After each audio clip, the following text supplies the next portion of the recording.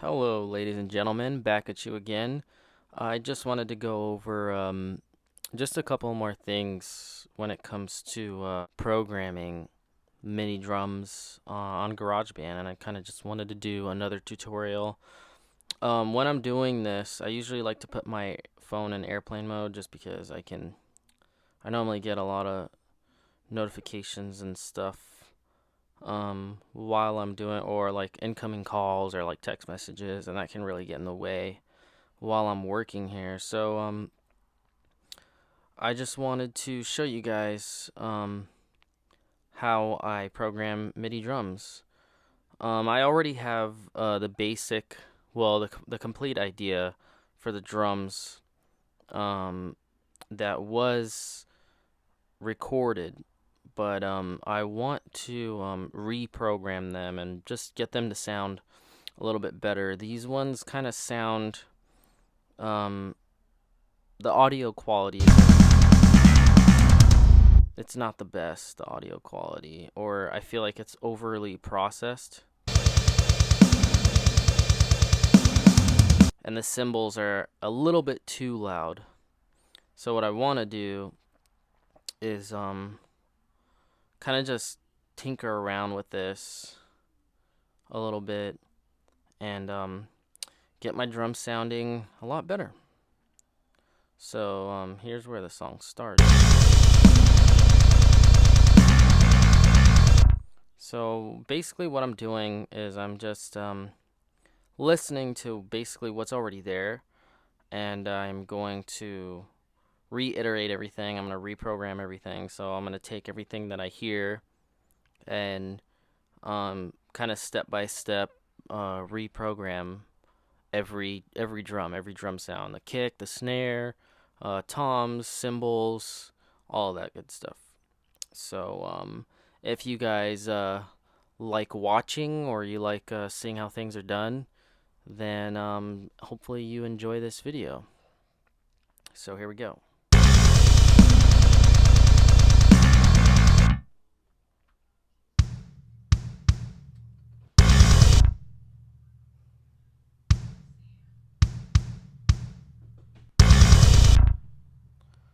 So drums are getting a little too loud. I can't really hear exactly what I'm doing on this track right here. So I'm gonna turn that stuff down so I can hear the bass and kind of just follow the bass along. Hello.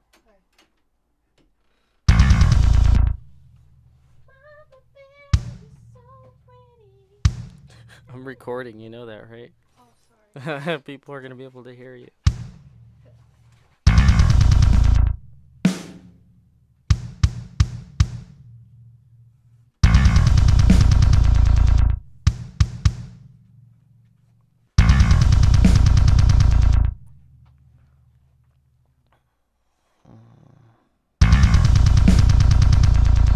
And so what I'd like to do is I like to, when a drum kind of pattern is already formulated, I like to just copy and paste it. It's a lot easier.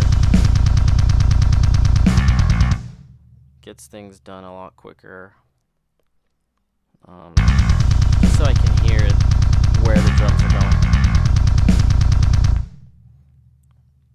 Of course, I could just do this whole section that way, but there's a couple of changes here.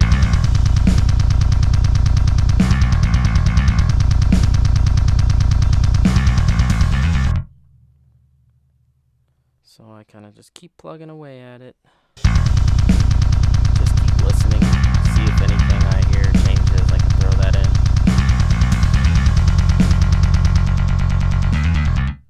in. And nope, nothing has changed. So what I'm going to do, well, I'm not going to do that yet, actually. I'm just going to keep plugging away at it. See, right there is different, so I got to edit that in. Kind of does like a, yep. And then here, I'll just basically listen for it.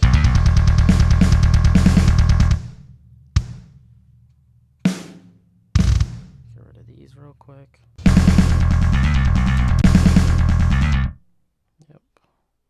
So here's where this editing tool comes in handy.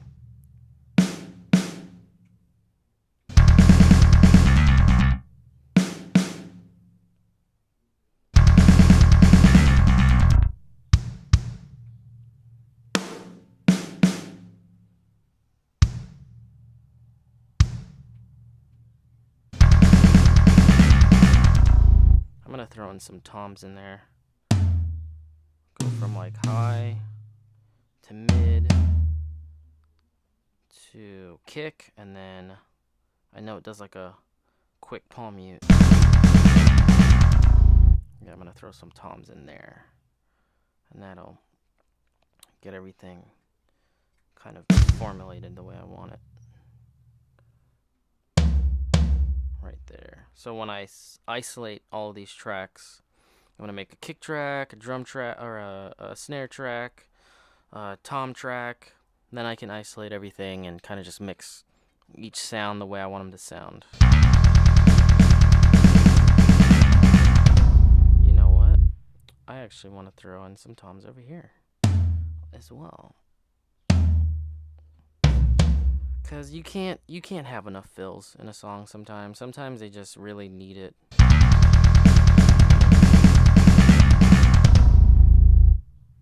And it kind of just opens up the air for the riff to come back. And if you can hear it, I mean, you probably can. I have a backwards snare type of sound that comes in right at the half note. So what I do, this already has it programmed in there. You can kind of see it right here.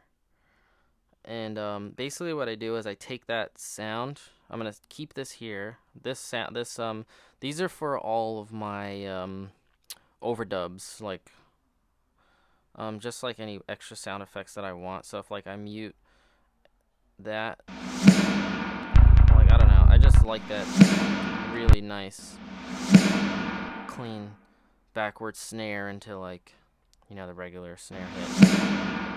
It just sounds clean to me. I don't know. I kind of like that stuff. And then I go into the riff here.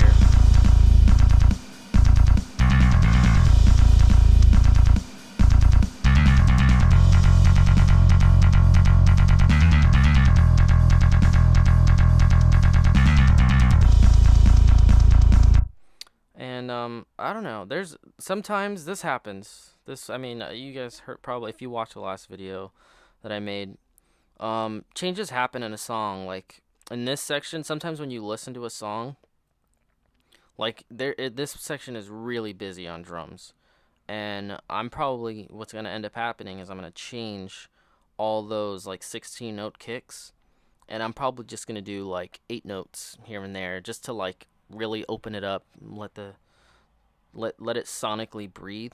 You know what I mean? And when it comes to writing songs and you're planning on playing things live, sometimes certain arrangements work better live because honestly, playing 16 notes like that on kick drums, that's tiring. And I know from playing with the drummers, and I mean, you could be the best drummer in the world, but playing 16 notes all day, like the whole song, it gets pretty tiring. So sometimes in the writing process, you make a decision to go, hey, this is doable. This is what is easier to play live, and it still sounds kick-ass, and I venture to say it's going to sound a lot better. So we're going to do that. I'm going to keep on editing.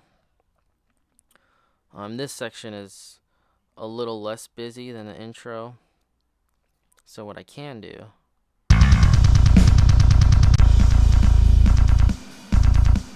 there's obviously more snare hits there. And so what I'm going to do is I'm going to paste that. I'm going to get rid of this. I know that's going to change. But I notice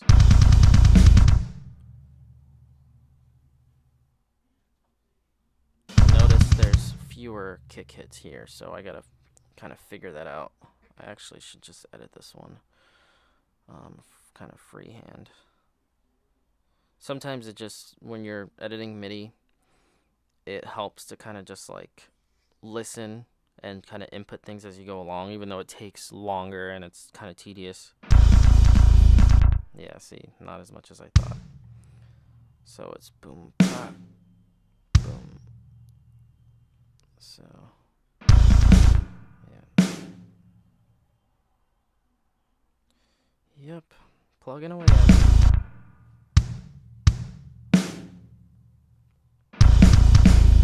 Yep, now we're getting somewhere.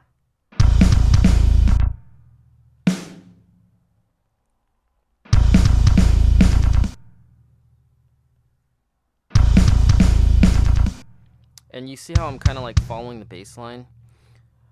A good bassist follows the drums. And it's interesting, kind of like sometimes I work backwards, so like I'll write my bass line and then I kind of like write my drums around the bass line. It makes songs a lot more interesting, and like you write a working bass line. I mean, obviously, first and foremost, I start with the guitars, but then when I start writing the bass parts, I end up refining everything there. So I make fun of bassists a lot because I'm like, oh, they don't matter, man. But I mean, you can't have any like bass without ass. So the same goes to say for vice versa. You want some pretty girls kicking around your band, man? You need a good bass player. Yep, that sounds pretty good. Um,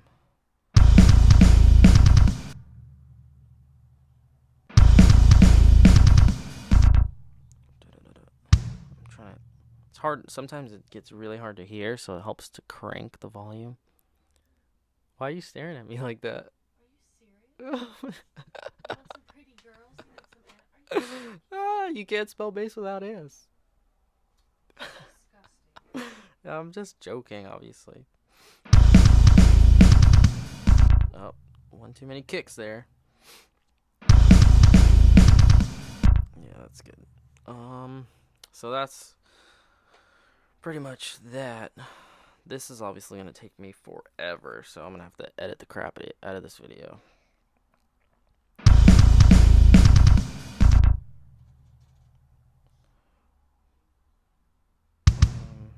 I love this copy and paste feature though. Helps like inputting certain things a lot easier. And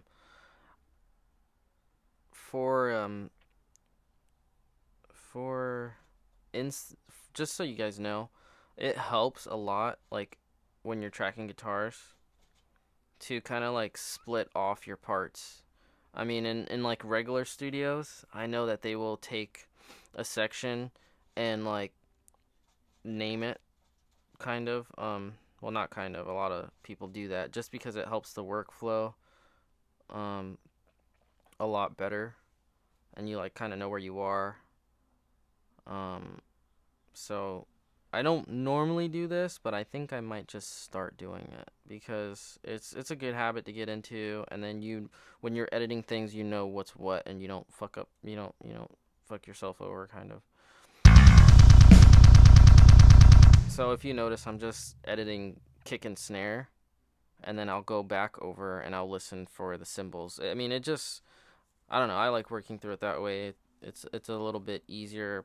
Some people like doing it that way, but you have to keep in mind I'm going to split these tracks off. So like I'm gonna make a whole nother drum track like that, and I'm gonna put just snare here, and then I'm gonna make another one and put kick there, and then I'm gonna edit each sound individually, and then I will go back into here and add my cymbals and then work from there. It just helps. Like I like isolating each sound and getting it to sound how I want it to sound within the mix, so that um I'm not missing any frequency. I can literally listen to each frequency and then cut out what I don't want to hear in the mix.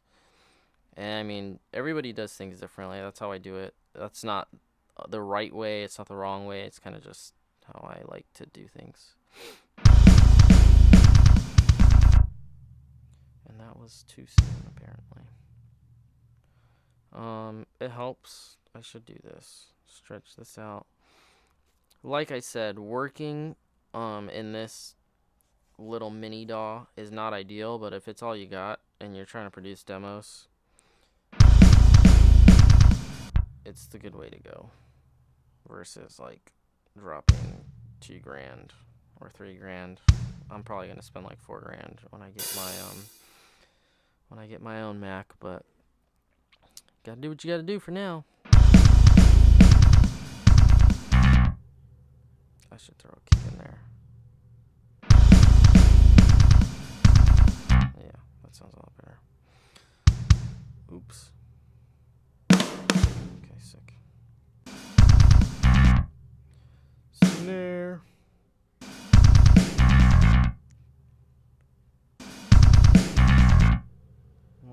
More kick.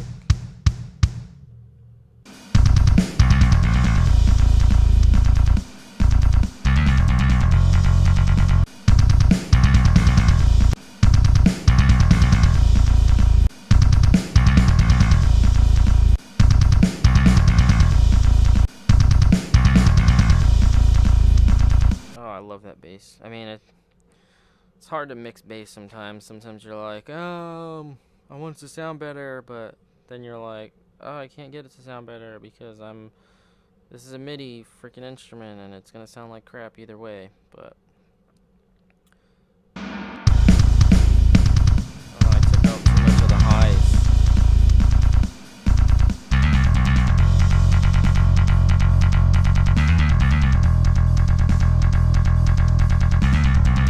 Drop it to 6 dB.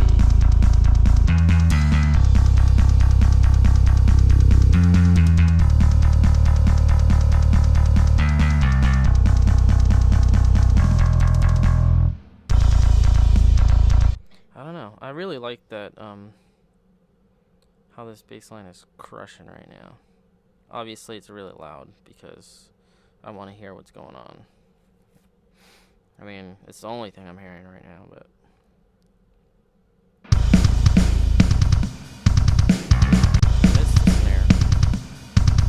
I missed the snare, wow.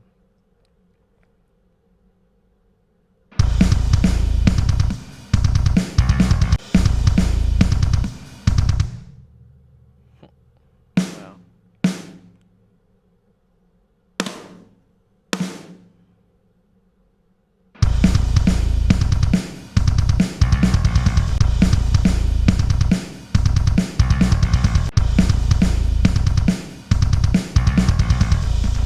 I missed 2 snares.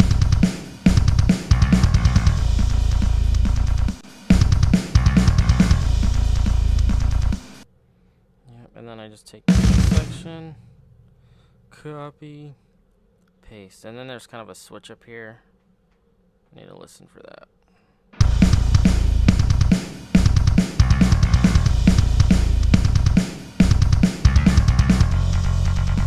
Yeah.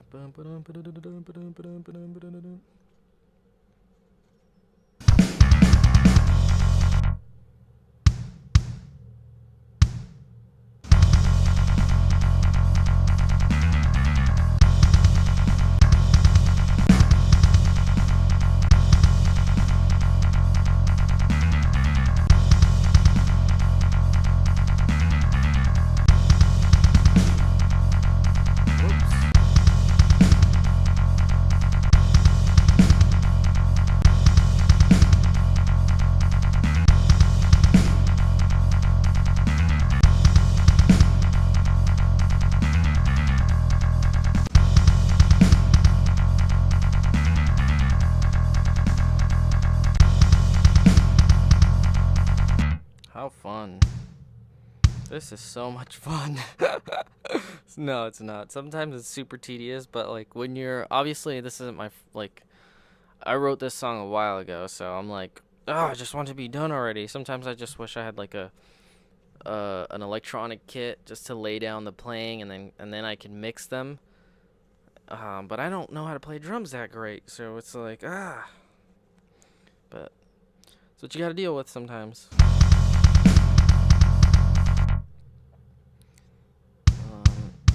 But yeah, I'm probably gonna end up just showing you how to edit part of, or just at least the beginning of the song, so you get the basic idea of what you're doing.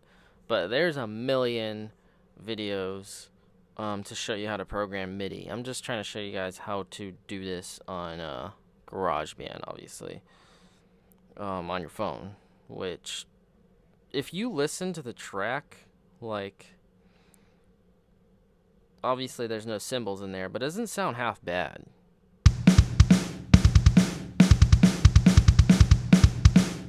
Like, obviously, you're not hearing cymbals or anything like that, but it kind of does. I don't know. I mean, maybe, you know, obviously if you've played with a real person before, you'll hear the accents more, and sometimes like they hit like softer in certain sections, sometimes they hit harder on certain notes, but it doesn't sound that bad.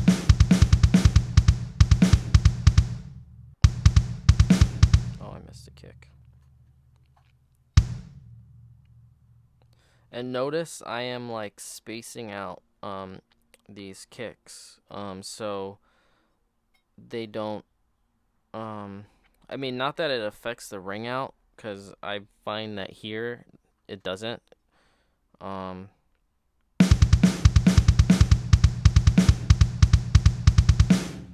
But I don't know. I just like it. To me, it looks neater that way, and when I zoom out, you can't tell anyway. But when I'm working, I know what's where and what's what. And when I'm grabbing a note and I want to move it, I don't grab another note on accident. So yeah.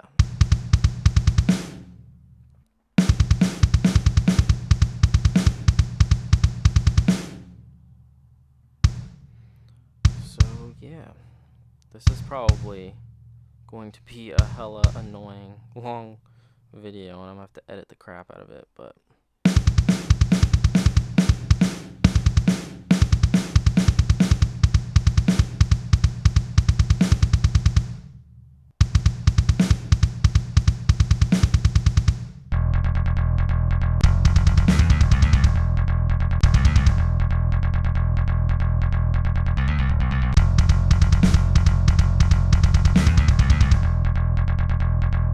oh, I love the way that riffage sounds with that drums.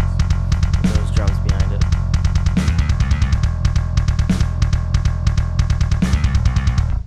Alright, so now I need to bring that other sound back so I know what I'm listening for. I could probably do this. Let me get rid of that because that's just in my way right now. And I'm trying to make sure that every note, by the way, is lined up with the timing where I want it to be. And I mean, obviously I've been doing this for a long time, so I'm not necessarily listening to the click, but I'll throw that on there for you guys. And then, yeah. There was some fills that went in here. I love fills, if you can't tell. I'm just gonna, let me take these out, because I want this to breathe more.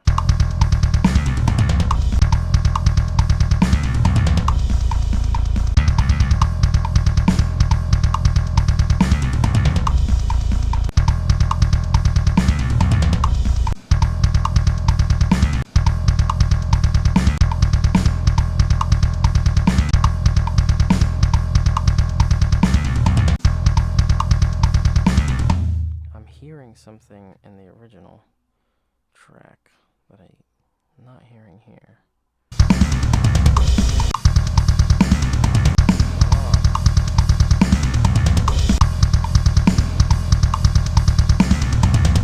There's an extra kick there, but I think I'm gonna put a low tom there because that sounds like it would look good or sound good. Ooh. Sounds very interesting. It's getting interesting in here.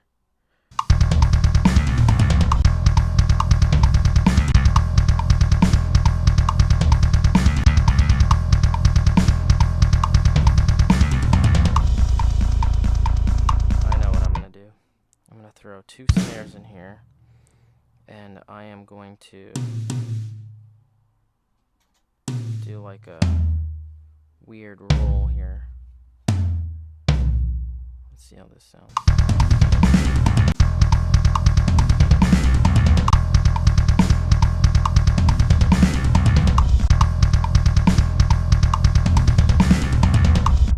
Like, not for nothing, but sometimes it's worth it to like mess around on MIDI, because then you can throw in weird, like just fills in something that you wouldn't necessarily. I mean, maybe you would, maybe you wouldn't. I'm not a drummer, so I don't really know how like certain fills come about. But sometimes when you're looking at it this way, it's like, oh, why don't I do it this way? Because I could have totally gone high, like right here, high to low, like that, and it would have worked fine. But like, I don't know, that just sounds sick. And then it starts with a kick. I don't know. Mike would he probably would have loved this fill. But I don't know. But yeah, so I'm gonna cut this video short, guys, because just so it doesn't bore the crap out of you. Oh, you know what? Let me show you cymbals.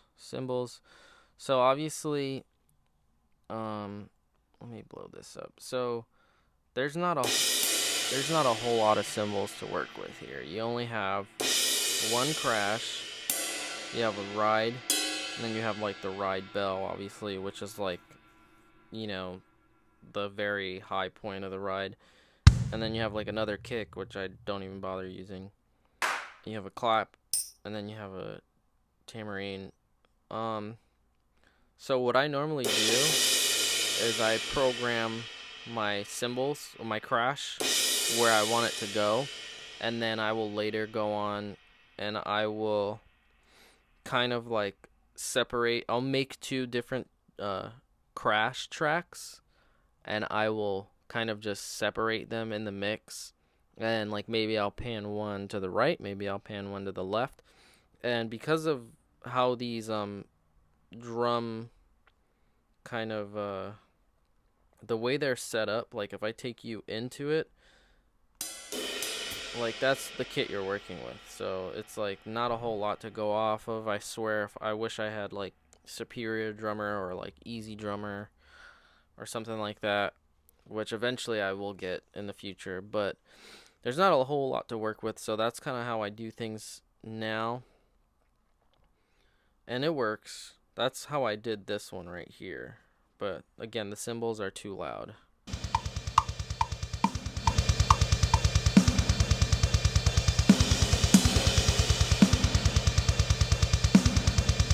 Like, it just sounds like the drummer's just crushing the shit out of that crash, and it's just like, I don't know, it doesn't sound good.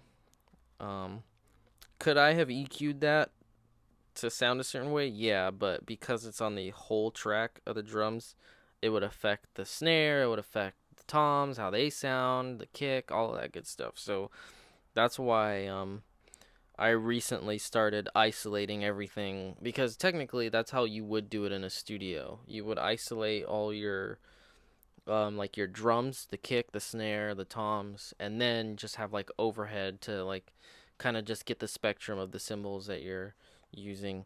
And then maybe you would have like a condenser or a dynamic on the hi-hat, or maybe you wouldn't. Maybe you would just, keep it that way. But sometimes, I don't know, I like the way I would mic it, as I would put either a dynamic or a condenser, probably like an instrument microphone that's a condenser, which I happen to have. I have a Sterling Audio ST. Where is that microphone actually? Oh, here it is. This one is an S30, and it's a little like a little pencil condenser. But yeah, I would put something like that on the cymbals, and maybe have two more of those in the overhead. And then maybe dually mic the snare, and I don't know. I mean, it just depends on how you view your ideal setup or your ideal sound. Um, but yeah. So anyway, I hope this was super helpful for you guys, and I hope you guys learned something, or maybe you're thinking about mixing your own demos or like song ideas. I hope that this was helpful to you, and that maybe this will encourage you to start writing and start recording your and mixing your own demos for to share, maybe for pleasure, or maybe actually business wise. I know like when I started doing this, it was kind of just like, oh, that's cute. You're making songs on your iPhone. That's cute. But, then you start working with people and it's like, oh man, that actually sounds pretty damn good. And, a little by little, you start to get more serious about it. And when you do, as I have, you have to make investments. And so for now, this is just for me, for now to kind of just get um, my feet wet, so to speak. I know how to use Pro Tools. I know how to use Logic X. It's just a matter of, getting the power or the material, buying it myself and investing in it. And with two part-time jobs, hopefully that'll make it a little bit easier. But anyway, thank you guys for watching. Leave a comment in the comment section, like this video if it helped you out. Be sure to subscribe if you want to see more and more content, and I will catch you guys in the next video. Later.